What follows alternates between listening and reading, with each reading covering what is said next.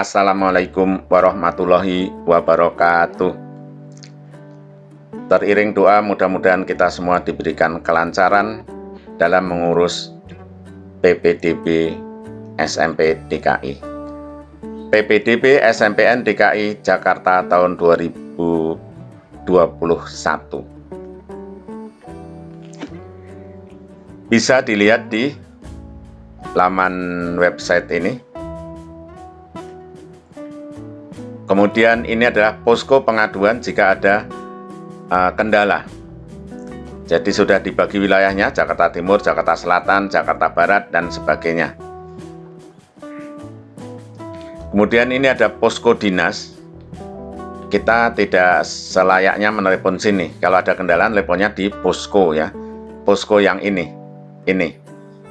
pelayanan ya. Sedangkan ini kedinasan. Jika kita telepon ke sana, kemungkinan juga akan diarahkan ke sini. Nah, berikutnya ini adalah untuk mengamati, untuk melihat-lihat, tapi tidak untuk pendaftaran. Ini ya, bisa dilihat lewat Instagram, lewat Facebook, lewat Twitter. Tapi ini bukan untuk mendaftar. Jalur pendaftaran tahun ini yaitu zonasi, afirmasi, prestasi akademik, prestasi non-akademik, perpindahan tugas orang tua dan guru. Yang jadi pertanyaan, kartu keluarga Bekasi itu bagaimana? Saya juga tidak tahu apakah masuk dalam 2% ini atau bagaimana. Nanti bisa menanyakan di posko kalau sudah dibuka atau sudah aktif. Kita kurang tahu mulai aktifnya kapan posko itu. Kalau telepon sekarang mungkin belum aktif. Sekarang kita bahas zonasi. Zonasi itu 50%. Zonasi 50%. Jadi kalau daya tampung sekolah itu 200, berarti yang 100 untuk zonasi. Ini ada zona prioritas. Diadu dulu zona prioritas itu. Ada prioritas 1, prioritas 2, prioritas 3. Prioritas 1 adalah rumah yang lokasinya itu sama dengan RT sekolah. Jadi satu RT dengan sekolah, itu prioritas 1. Walaupun umurnya kalah, kalau dia satu RT dengan sekolah itu udah menang ya, karena umur adalah seleksi kedua. Yang kedua yaitu bersinggungan dengan RT sekolah. Jadi kalau sekolahnya itu RT 1, mungkin ini RT 2 atau RT 3 yang nempel dengan RT sekolah itu. Yang ketiga berdekatan dengan RT sekolah, mungkin satu RW dengan sekolah. Nah, baru nanti kemudian satu kelurahan.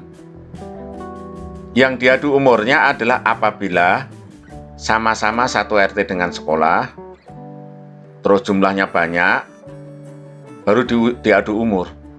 Kalau kemarin kan umurnya kayaknya penting banget. Sekarang ini jarak ini. Walaupun umurnya menang, kalau dia di RT yang jauh dengan RT sekolah itu, maka dia akan kalah ya. Jadi ini berarti hampir mirip dengan jarak ya. Jadi, satu RT dengan sekolah, RT yang bersinggungan dengan RT sekolah, berdekatan dengan RT sekolah. Nah, itu ya. Kemudian tentang nomor 3 dan 4 jadi nggak terlalu penting, karena di sini aja sudah menentukan ini jarak-jaraknya ini ya. Pendaftaran dan pengumuman yaitu tanggal 28 sampai 30 Juni itu mendaftar, sekaligus mungkin bisa lihat pengumuman karena kan seleksi langsung ya. Terus lapor dirinya 1 sampai 2 Juli.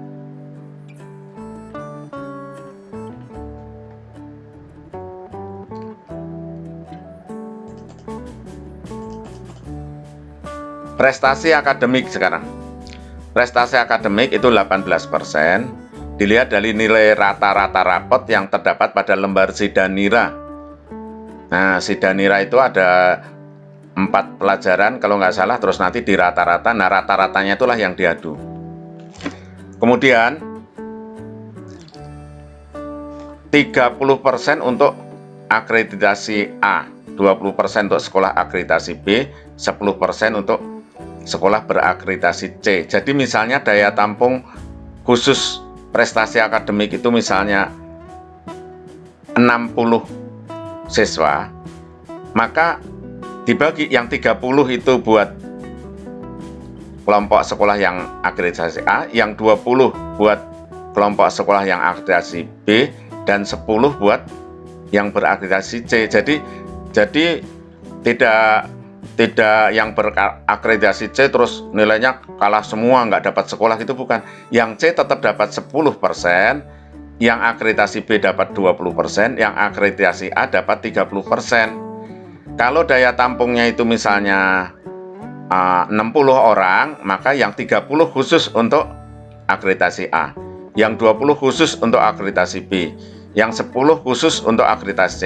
Jadi yang 30 itu diadu sesama akreditasi A, yang 20 itu diadu sesama akreditasi B, yang 10 diadu sesama akreditasi C. Jadi semuanya ini golongan sekolah akreditasi A, B maupun C dapat sekolah.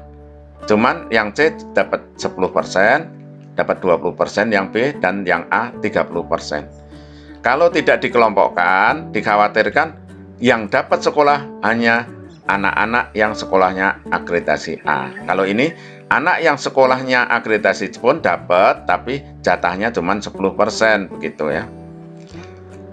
Pendaftaran untuk jalur prestasi akademik yaitu 7-9 Juni, lapor diri 10-11 Juni. Tolong tanggalnya diingat-ingat. Prestasi non-akademik itu yang diadu bobot indeks prestasi. Nah, ini tidak terlalu penting. Yang penting kita lihat ini kejuaraan pengalaman. Ini maksud bobot indeks prestasi ini, kejuaraannya itu juara apa? Juara kecamatan atau juara provinsi atau juara kota madya ya.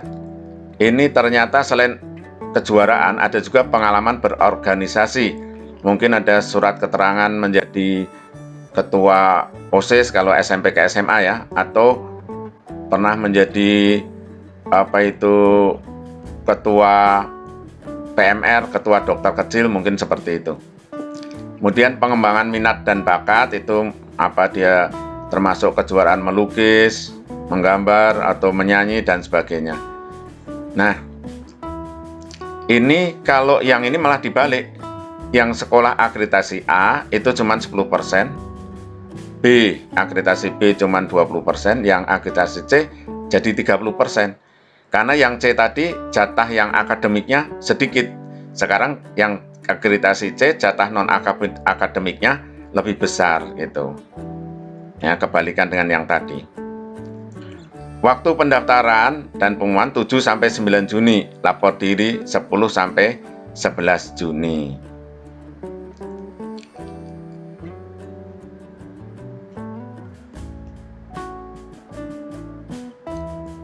Berikutnya, afirmasi golongan A itu adalah anak panti asuhan. Ini pakai surat keterangan ya. Ada surat keterangan ya.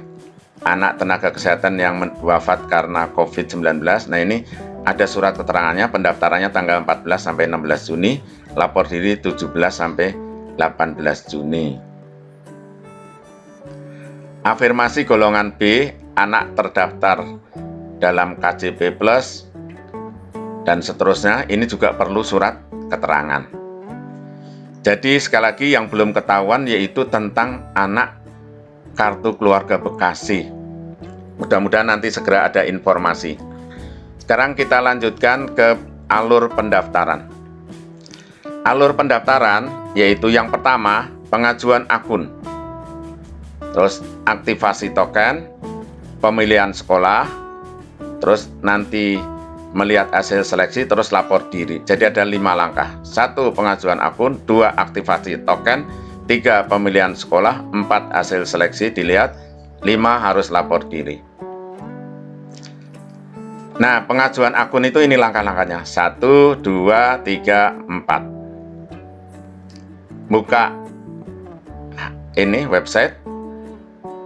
websitenya diingat-ingat ya. Terus mengajukan akun,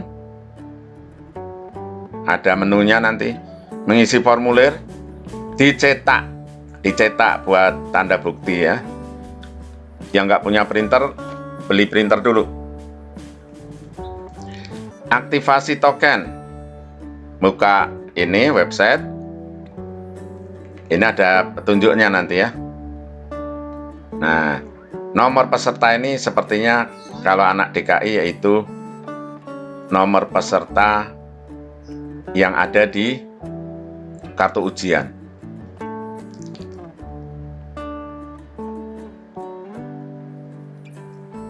Pemilihan sekolah. Nah, ini milih sekolah.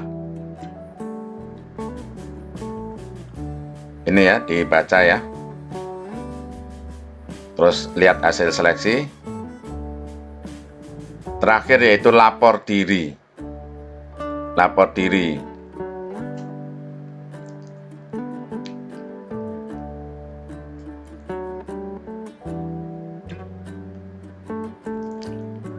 Ini adalah posko untuk pengaduan. Baiklah, yang belum kita bahas di sini adalah tentang pra-pendaftaran. Pra-pendaftaran itu berlaku bagi anak kartu keluarganya DKI, tapi sekolahnya di luar DKI. Itu perlu pra-pendaftaran. Nah, karena